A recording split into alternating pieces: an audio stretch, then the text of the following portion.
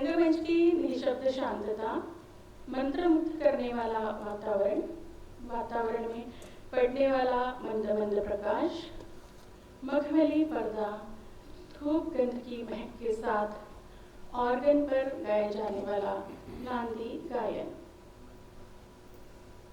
वक्रतुंड गणनाथ गजानन शंकर तनया भवहरणा। वक्रतुंड गणनाथ।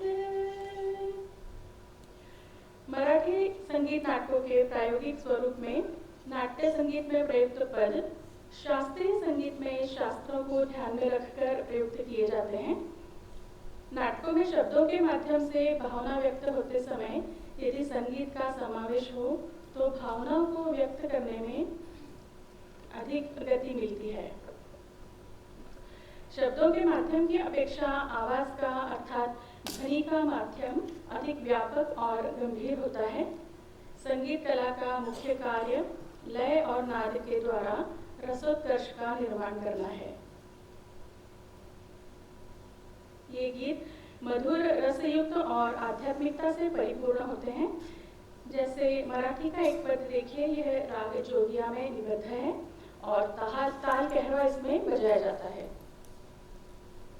वद जाऊ कुणाला शरण घर, वद जाऊ कुणाला शरण घर, करील जो हरण संकटांचे, अगमी धरिन चरण त्यांचे, अगमी धरिन चरण त्यांचे।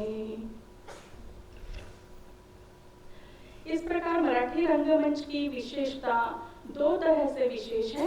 पहला तो शास्त्रीय संगीत की प्रकृति को हानि न पहुंचाते हुए नाटक के अनुकूल संगीत नियोजन करना, और दूसरा है प्राचीन नाट्याचार्यों द्वारा रचित पद्य प्रकारों का रूपांतरण करके उसे संगीतबद्ध करना, और जो कि नाटक के लिए हर प्रकार से रसपोषक हो इस तरह से उसे संगीतबद्ध करना। और मराठी नाट्य संगीत में शास्त्रीय संगीत के अनेक रागों का और तालों का प्रयोग देखने को मिलता है। जैसे भूपाली, मांड, खमाज, पहाड़ी, पीलू, बिहार, भीमपलास एवं इन सभी निबद्ध नाट्य पदों में भूपाली, कहरवा, तीन ताल इत्यादि तालों का प्रयोग किया जाता है। राग दरबारी में ताल तीन ताल में निबद्ध एक छोटा सा नाट्य गीत है, उसकी दो चार लाइनें सुनाती हूँ।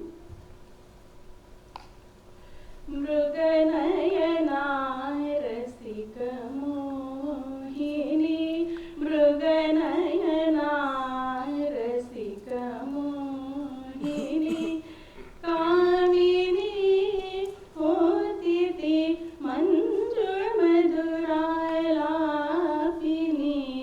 रसिक मोहिनी, मृग नयना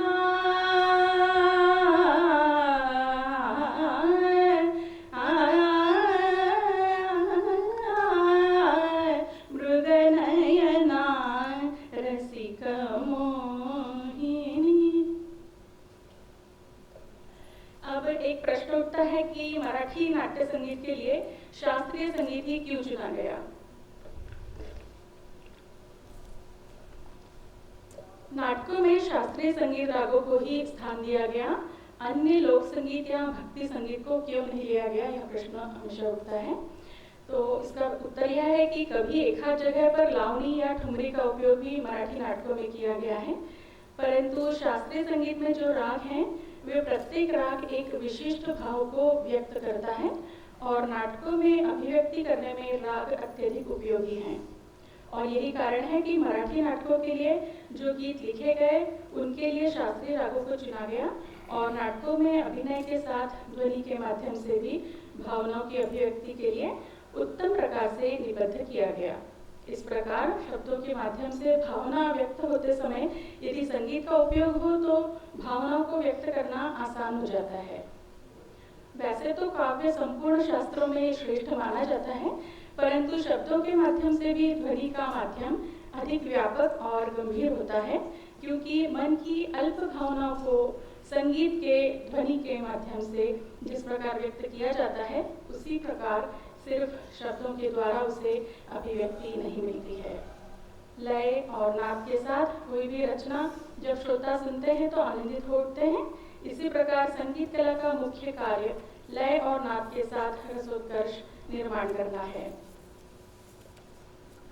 और जिससे अभिव्यक्ति को भी साथ मिलता है। एक छोटे से पद के साथ समाप्त करती हूँ। यह नाट्य संगीत राग चारुकेशी पर आधारित है और ताल रूपक में निबद्ध है।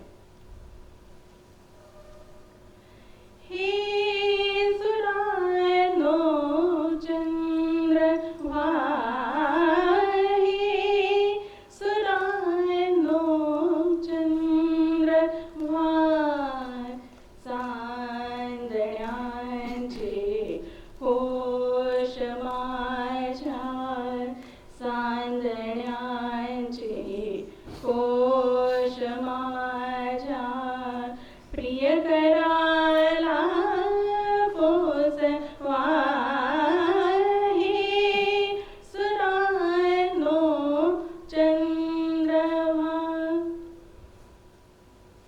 वाट